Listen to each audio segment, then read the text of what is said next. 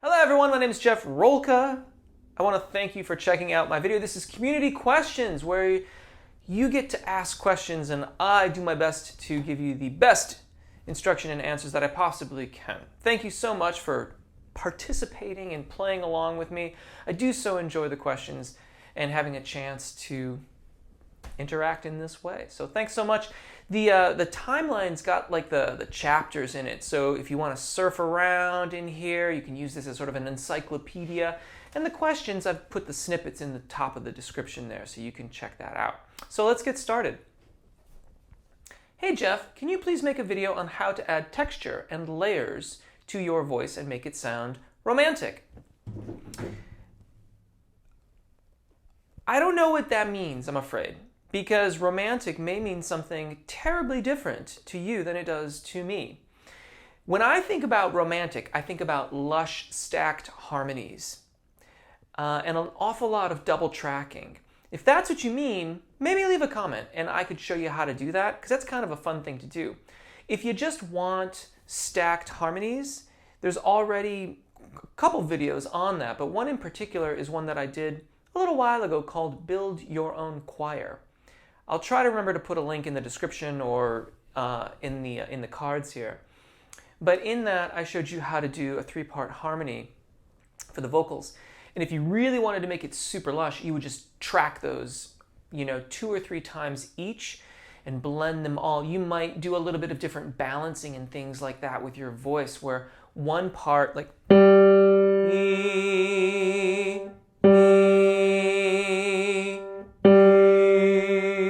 you might play with the resonances of your voice a little bit just to give it a kind of harmonious sort of lushness to it. But you might be thinking of something different, so let me know, and if you want, I can do a video about that kind of stuff. This individual, I do so enjoy their questions. 2-part question here. First one, very easy. Second one, a little tricky. New year, new questions. I have 2. Any thoughts on showing the piano keys during an exercise? Sometimes I'm encouraged or guided by seeing where I am in my range, and other times I seem to get tense knowing where I am going. Usually above the staff, of course. I don't feel seeing the keyboard or the score should matter, but it sometimes does. That was number 1. And actually, I've been doing that for a while now. I don't do it entirely, so if that's what you meant by like just show it and show nothing else, I'll think about it. That's been mentioned once or twice before. I'm a little hesitant to do that for a couple reasons. But let me know your thoughts on that, and I can at least consider it in that way. But yeah, I've been doing, the second camera for probably about the past year, I think. Second question, any thoughts on teaching other voice types? At some point, does a soprano need a soprano teacher, coloratura or flageolet, and a tenor need a tenor teacher, passaggio, or maybe the very top notes? Or is this more a matter of repertoire or type of singing applying to, say, classical or operatic singing, as opposed to country, jazz, pop, folk, and others I can't think of? Thanks. I think that taking that somewhat from the top down, you have to consider both the teacher and the person receiving the instructions and how they learn, their styles of learning. And also how your teacher teaches. There are many different schools of thought about how to teach the voice.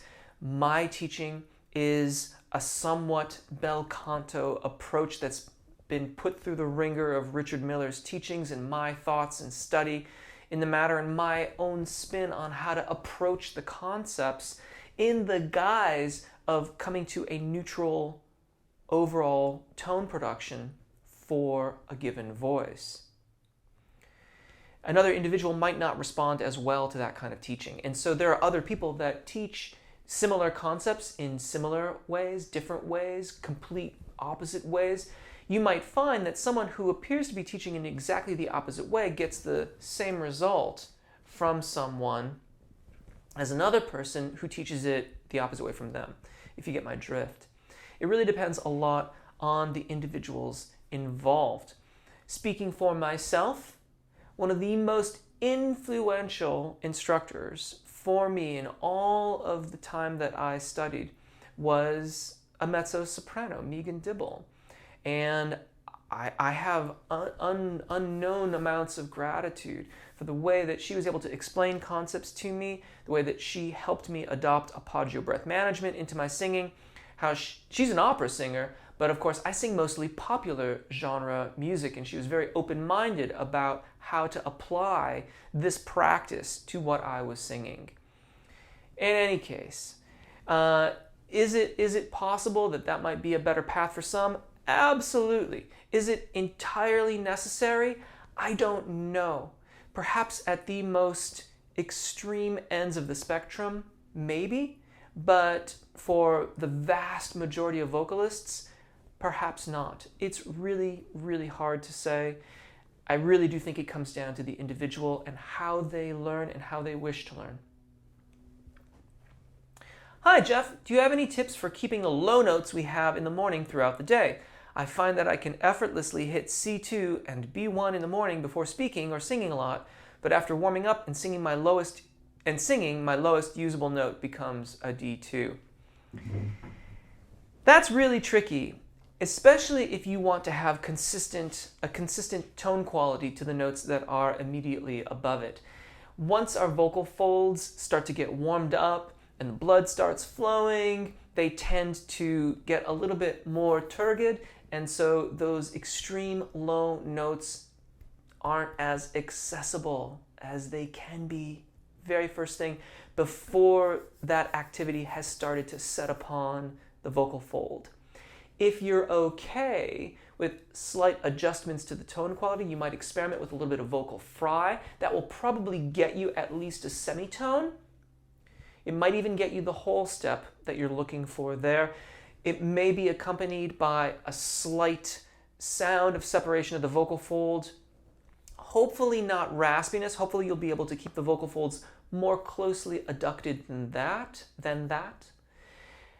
You may hear an ever so slight amount of aspiration to it, but I would work towards allowing a little bit of that separation to occur, but not going so far as to allow them to separate enough where you get an airiness or aspiration in your delivery there. But yeah, first thing in the morning is tough to beat when it comes to getting those extra notes down there. Hi Jeff, greetings from the Netherlands. I love your videos. I especially enjoy your warm-ups. Thank you very much. They really help me a lot.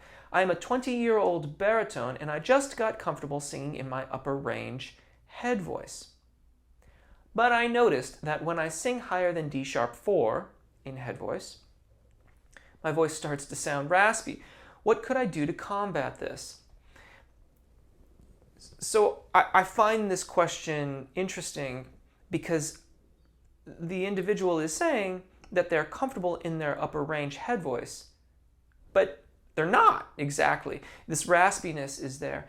And I'm not sure what they mean exactly by comfortable. If my voice were raspy and I didn't want it to be raspy, I wouldn't be comfortable with that. The raspiness, it can be because of a variety of different reasons. At the base of them all will be the balance of airflow and vocal fold adduction or closure.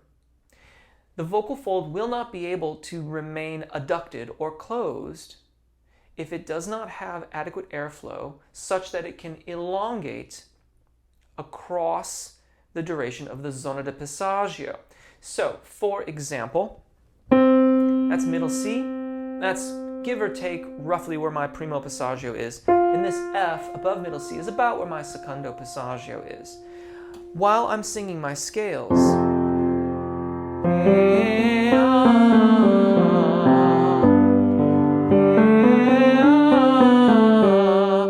as I ascend higher and higher into the zona di passaggio, my zona di passaggio, I'm allowing for more vocal fold elongation. I am making that possible by making sure that my engagement, my subglottic air pressure, is increasing as I mount the scale.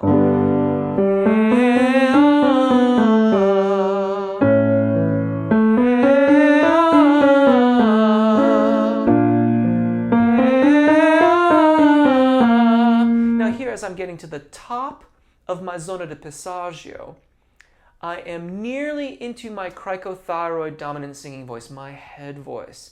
But if I have done everything properly, I have cultivated good engagement and good subglottic air pressure, which then allows the vocal fold to elongate incrementally along the duration here as I go higher and higher. It's just incrementally increasing as I ascend. Then I'll be able to make this transition over my secondo passaggio and keep the vocal folds adducted or closed.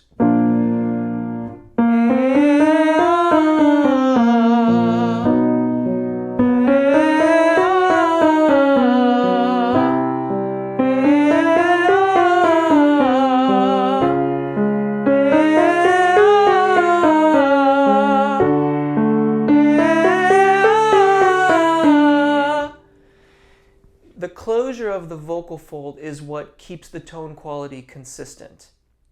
By cultivating an increase in engagement, the vocal fold will elongate, and I'm only going to use as much vocal fold adduction or closure, the musculature around the vocal folds, the larynx, as is absolutely necessary. So I'm cultivating release such that the vocal fold can elongate, stay adducted, and it all stays working across the secondo passaggio. If any of those things are out of balance, then it won't work properly. So if you're getting a rasp and it's unintended, evaluate how you are using appoggio, your appoggio breath management system. The sort of short-term word for that is support, though I avoid it because it doesn't really mean anything. We have to cultivate this engagement of the column of air below the epiglottis. This is our support. We have to evaluate how the vocal fold is adducting.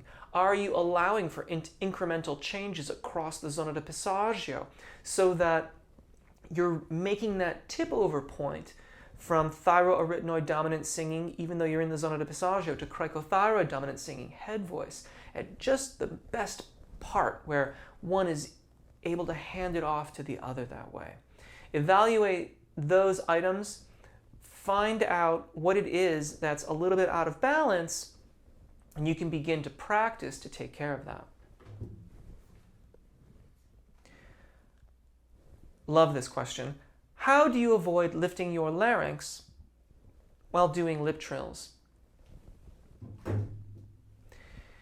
I don't avoid it any longer because it has long since become my habit to keep my larynx in a neutral position. If you have the habit of lifting your larynx, you are going to have to retrain and feel it differently. There are a multitude of different exercises. The lip trill can be one of them. If you are finding that your larynx is lifting for you, and I would suspect this is primarily above the secondo passaggio or close to it, could also be in the zona de passaggio, I suppose. But I find this practice easiest when we're starting really, really close to the secondo passaggio, sometimes even above it, is to cultivate a kind of hollowness to the sound. It will not sound connected.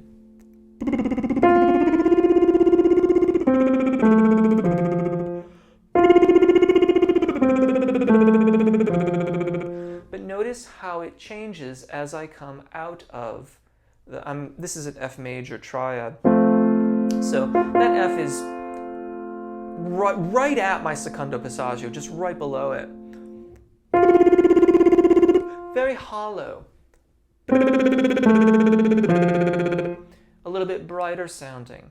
What I am cultivating is a neutral position to the larynx here.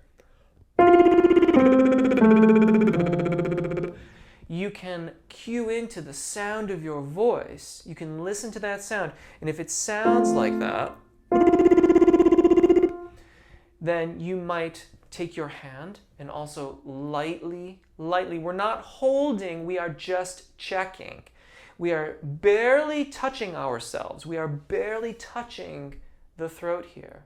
We are just trying to monitor. Have I been emphatic enough about this? We just want to monitor. There are schools of thought that would suggest you should hold the larynx in place. I am not in any way suggesting that. I'm suggesting just the opposite. You want to monitor. So create that sound and lightly monitor the position of the larynx. See if it's lifted. If it's lifted, you may be able to get it to go a little bit lower by swallowing or depressing your tongue down at the back of your mouth, the rear of your oral cavity. Unfortunately, that tongue trick may help you get the larynx into a good position for the exercise, but it's not going to be the end of the story. We have to learn to keep the larynx in that neutral position while the tongue has freedom of movement to change shape for different vowels. So ultimately, we have to get them to move a little bit separately. It may feel to you that you are depressing the larynx. You are really pressing it down in the beginning of these exercises. That is a normal feeling. I suspect that it feels that way because it is out of that heightened position that you have become accustomed to in your previous practice. You start with those exercises. Yawning is another way. If you fake a yawn before your exercise, you can feel that dropping of the larynx and try to re-engage those same muscles right before you start your exercise. But again, I want to emphasize too, when you descend from that arpeggio, it is important that the larynx be allowed to come into a neutral thyroarytenoid dominant singing position once you're out of the zona de passaggio and out of your head voice area if you start that high. The reason being is that we don't want this depressed larynx in the lower parts of our range. That too will not result in a consistent tone quality across the various registers of your voice. So we initially get used to that lowering of the larynx at the top, and we are really cultivating the change here where we want to get flexible with the larynx. We want it to be able to move into that neutral position because ultimately we want it to go into or remain in that neutral position of its own volition. We want that to become the new habit, and eventually that means not putting it into that position. We're not forcing it down forever and anon. We're learning something new, and that is going to become the new habit. I do hope that helps. I've been training my voice regularly for about 4 months, but cannot feel the improvement, sadly. This feeling makes me lose my motivation, but I know it is a short time, so I'm trying more. My question is, how much time should I exercise daily to improve voice remarkably? I'm bass baritone, by the way. If you've only been training for 4 months, I would suggest to you to refrain from drawing any conclusions about your vocal Fach, your vocal range designation. It's very, very, very soon to come to that conclusion. And determining Fach requires good transitions across at least the secondo passaggio, certainly the primo passaggio, or at least knowing the location of those areas of your voice. Additionally, good vowel alignment is required to make those determinations. And I would suspect that if you're dissatisfied with your progress up till now, you don't have good vowel alignment yet, because good vowel alignment is generally part of what one thinks of as good singing. It's in tune, it's easily understood. The vowels resonate nicely and similarly across the various different changes. So it's not how much on a day. The answer to that question is as much as you can sustain from day to day to day comfortably. So if you can practice for 15 minutes every day, without question, and that is easy on your schedule and you can manage that, then that's a good place to start. More important than how long you practice is the quality of your practice. Are you being distracted by notifications on a phone, for example, or other things? If you're vocalizing while you're driving, that in and of itself means that your primary focus, I would hope, is on the driving. Now, for some, I realize that the only time they have to vocalize is while they're commuting from one place to another. I understand that's not the ideal, but if that's all you've got, then you may have to consider that it will take a little bit longer because your practice is distracted. The quality of your practice is as important, and in some cases more important, I think, than the time that you are allowing for it. If you're allowing for at least 10 to 15 minutes of very focused vocalization practice, that's a good place to begin. If you can sustain that 5 out of 7 days, 6 out of 7 days, then perhaps consider adding an objective means by which to evaluate your progress. You say that it doesn't feel like you're making progress, but sometimes the feeling of things can be deceptive. So, do a recording. It doesn't have to be anything fancy. Just do it with a phone or whatever you have available. Tape deck, I don't know. If you're cutting wax, on an acetate, that's cool too. Just do a very, very basic recording. Doesn't have to be much, just record your scales. Don't do a song. Just record some scales. Record your vocalizations, 5 minutes of them. Do not listen to it. Put it away. Keep it. Come back to it in, say, 2 days' time. Listen to it. Maybe make some notes about what you hear, and then put that away. Continue your daily practice for the next 4 weeks. Do another recording at that time of a similar kind of exercise. Maybe even do the same exercise as you did that first time. Put it away for 2 days. Listen to it. Listen back to the one from 4 weeks prior. See if there are any differences. That will tell you if your practice is being effective. If it's not, then you may have to investigate how you are practicing your environment, if perhaps you need a little bit of outside help in order to observe your voice objectively so that you can get the right exercises to move forward with your singing. In this time right now where so many of us are physically distanced, there are still lots and lots of resources that are available to get help with these things. I certainly do lessons remotely via Skype and Zoom and all that kind of stuff. I am just as happy to point you to a teacher in your area or someone who may be better suited to help you out. So do feel free to send an email via my website, and perhaps I can help in that regard. In any case, I do hope that you can find a practice that will help you start to make more progress. In the very, very beginning, there are so many things that impact one's phonation, one's ability to sing, particularly airflow. And if you haven't started an passaggio practice yet, that alone will make a huge difference in the quality of your voice, but it can be challenging to get it started. I hope that you'll find a way to get those things started. Keep singing, keep enjoying your voice, look for ways to get your vowels aligned, and develop your instrument in a satisfactory way. Oh, hello, Jeff. I hope you're doing well. My question is the following. How can I go through the secondo passaggio in a smooth, soft manner? I developed my mixed voice, and I'm able to access it from chest, but only if I belt loudly. It is frustrating not being able to sing those notes a bit quieter. Anyway, thank you. Your videos help me an awful lot. So you're welcome. Thank you so much for watching. I do appreciate it. I'm a little confused because they use the word belt, yet they also say they're making a transition through and over their secondo passaggio. Now, earlier on in this video, I demonstrated how one can go across the secondo passaggio.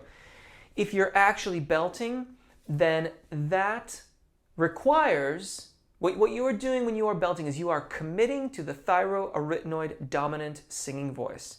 You are not allowing for enough vocal fold elongation such that you become cricothyroid dominant above the break. That would then mean that you're always going to have to apply quite a lot of force in order to sing those notes. Now, if you can use your head voice, and I don't mean head voice, that term gets used to mean so many different things. Some people think this is head voice. That's, and you would be right to say, well, that sounds like falsetto. I call it falsetto tone production because it's a falsetto tone quality. My vocal folds are separating. But it's in my cricothyroid dominant singing voice range. It's in my head voice range. Some would say that this is head voice.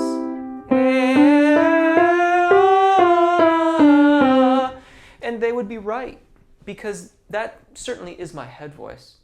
You can hear the difference in tone quality as I make the transition across my secondo passaggio. And it has that kind of heady sound. But I would say that that is a head voice, a cricothyroid dominant singing voice that's overly balanced towards the cricothyroid dominance. And so it doesn't really match the tone quality of my thyroarytenoid dominant singing voice, my chest voice. If I balance things out well, then my head voice, and I assure you that that was my head voice at the top of that scale, sounds like my chest voice. That is voce piana in testa, the sound of chest voice in head. We achieve that, and again, I went into this in greater depth earlier on in this video, so you might just check that out too. But we do that by making incremental changes throughout the zona di passaggio and over the secondo passaggio. So, if you're belting, none of that will work. What you can do is learn to use your cricothyroid dominant singing voice, and what this does is give you access to more tone qualities. Yes, they will be slightly different.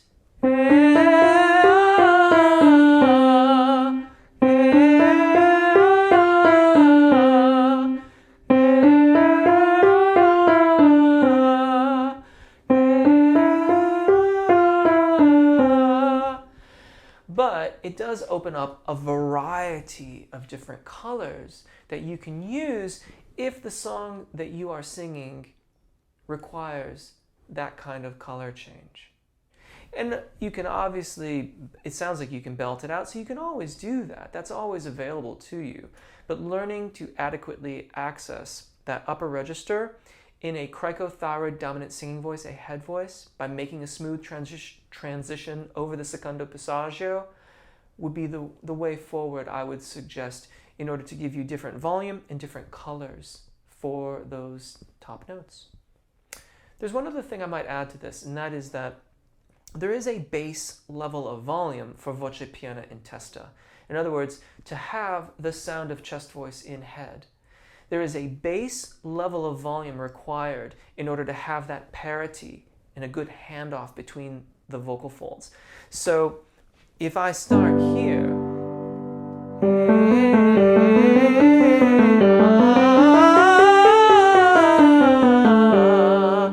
I have to be about in that zone of volume in order to have consistent quality of voice across the registration event. If I back off too much in the interests of being softer,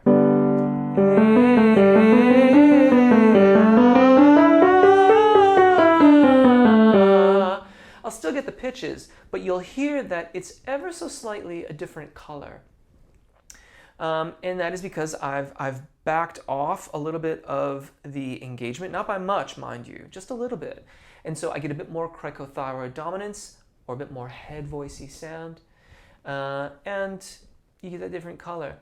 So I don't know, like in the way that you've worded your question, I thought it was more talking about belting. That was the impression I was getting from what you wrote there. But I think I've covered all the bases here. Let me know in the comments if there's a follow-up you have to that. Finally, I need help with reducing the nasality in my singing voice. Not sure what I can do. Thanks. Yeah, my favorite exercise for this is the NG exercise, though there's a couple others that you might consider as well too.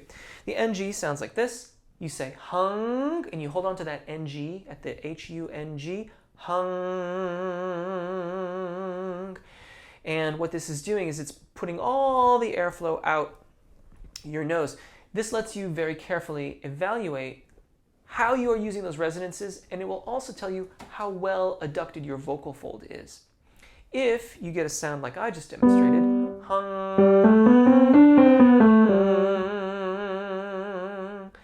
then you are probably pretty close. Something else may be in play.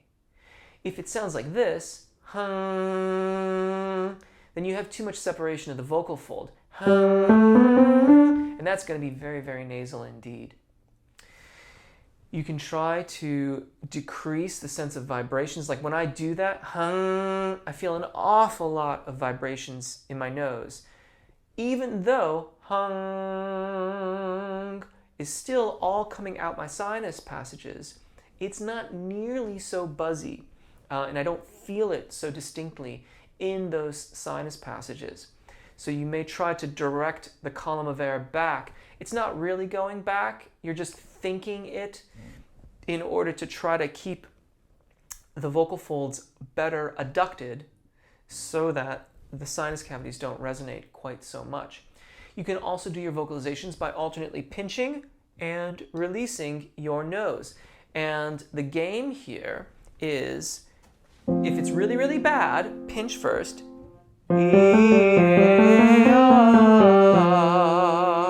And you'll have to see if there's a tone quality change. Now, if I do it singing the way I normally would, it's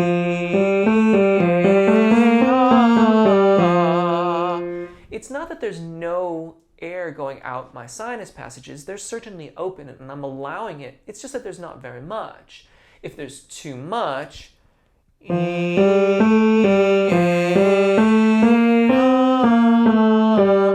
then you'll start to hear a dramatic change in the quality of your voice.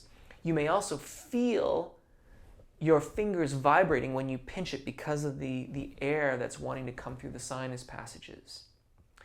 Again, try to think about that air being directed back or out of your mouth as opposed to going out the sinus cavities. It's not really changing direction all that much. It is again about how the vocal fold is adducting.